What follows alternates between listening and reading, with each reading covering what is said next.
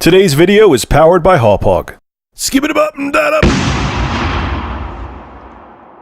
What's going on, everybody? This is Rich of Review Tech USA, and oh, I'm a unicorn.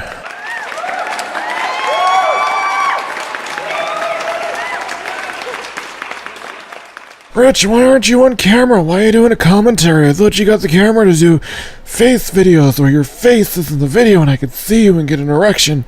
Where are you? I signed with Curse. It's beautiful. I'm going to go back and forth between doing videos in front of the cam and doing commentaries. Trust me.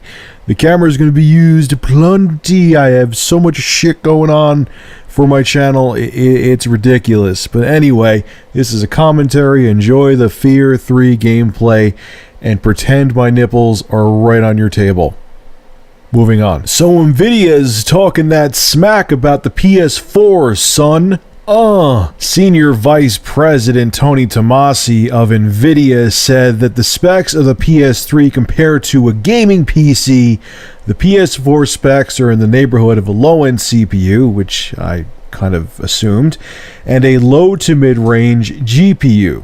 Now, before I continue this video, I will say that I'm actually satisfied with the specs that Sony proclaimed the PS4 is going to have when they announced at the conference they just recently held to announce the PS4. I think the PS4's current specs, they still could change. I doubt it. Everyone's saying the PS4 is coming out this holiday season.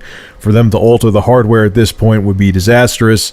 But I think the specs were enough of a leap to make me happy. Okay, when they were first talking specs about the PS4 in like 2011 or 2012, they were pretty damn anemic, man. Like 2 gigabytes of DDR3 RAM and these low-end CPU specs that were being thrown out there, the rumors, and it was like, that's going to be a pretty crappy next-gen system. It's like barely even worth it for them to make a PS4, but it's enough. Now, yes, compared, I talked about this before in a video, I don't remember which one, but I kind of feel bad for like Sony, Microsoft, and Nintendo. They don't win either way, okay? People are all disappointed now, like, you know, Nvidia is saying it's going to be not going to be super duper uber powerful compared to a PC. People want like this ultra next gen system, but you have to pay for it. So if Sony made this ridiculous next-gen system with like an Nvidia Titan graphics processor in there, people will be pissed off because they have to pay too much for it. When they make a system that's kind of like mid-range, like what they're making, you know, where they have like an 8-core tablet CPU, which, you know, it's a low clock speed, it's not super powerful. As a matter of fact, I hear that a hyper-threaded Core i3 can outperform it. But, you know, they give it a lot of cores so you can do a lot of multitasking, and you give it an adequate GPU. People are like, oh, it's not powerful enough now, I'm pissed off, I'm going to go out and buy a gaming PC instead. They don't win either way. Look, I think the specs that Sony said, now they could change, they've done it before, I don't think they will, are enough, okay? They're giving developers plenty of RAM to work with. Like I just said about the processor, it's, even though it's not going to be super powerful, it's not going to be like they're rocking an i7 that's hyper-threaded in there. It's enough for developers to work with. They have those 8 cores to work with. They could send a bunch of tasks to the processor, so one core will handle, you know, physics, another one will handle lighting, another one will handle whatever. You know, stop bitching. They can't give you both. Everyone out there has to understand they can't give you, you know, a top-of-the-line gaming PC caliber console for $350 or $400. You can't have both. If you really want that, go out and build a gaming PC. Now, could Nvidia just be talking smack because they have some butthurt going on here? Because from what I read in the article is that Sony did go to Nvidia, and Nvidia wanted XYZ amount of money to produce a graphics processor for them, and Sony told them to kick a cock and a rock and get out of here, we'll go somewhere else. So yeah, maybe they're just pissed off, but even if they are, the specs, he said, that they make sense. And don't be disappointed. I really think that they gave developers enough to work with Sony for the PS4, I should say. So you're going to be able to enjoy a next-gen system. It's going to have next-gen visuals.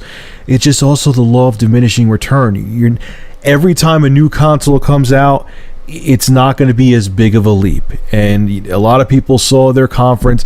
I was excited because I understand the technology more, and I understand that you're not going to be as blown away because every generation is going to be a smaller leap. But I know a lot of people that were disappointed when they watched it, but I was satisfied. The 8 gigs of GDDR5 RAM, not DDR5.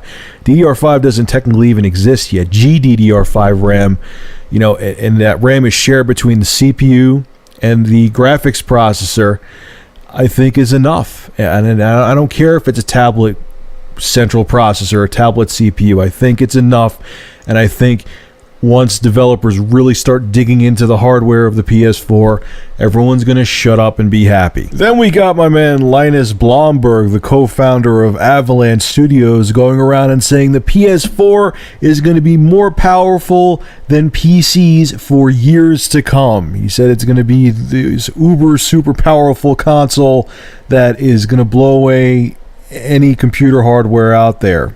More or less, I'll have the article below in the description so you can read it there and see exactly what he said. He talks about other crap, but I'm just talking about the technical aspects, which that's also a pile of crap. You have like Nvidia being super negative, and you have him, I don't know if Sony was like putting dollar bills in his pocket as he was saying this. That's not practical either. Again, I'm going to sound like a broken record in this video, and I know I use the broken record phrase a lot, but they're not going to give you a console that's so powerful that it's going to outperform PCs for years to come. And secondly, that's such a vague statement. What PCs are you talking about, dude? You talking about the entry-level dual-core, Best Buy bargain bin special? You talking about, a top-of-the-line, $1,500 gaming rig? That's such a vague thing to say. And I know why he worded it like that. And that's what makes me think like Sony was like kind of like saying, here, just say something really cool about the PS4. Because he knows that's an article that would excite people who don't know about technology. Like, oh my God, it's going to be more powerful than PCs. That's amazing. It's going to finally, the next gen systems are going to blow away gaming PCs. But he didn't say gaming PCs. He just said PCs. It's funny. Sony seems to like to do this a lot.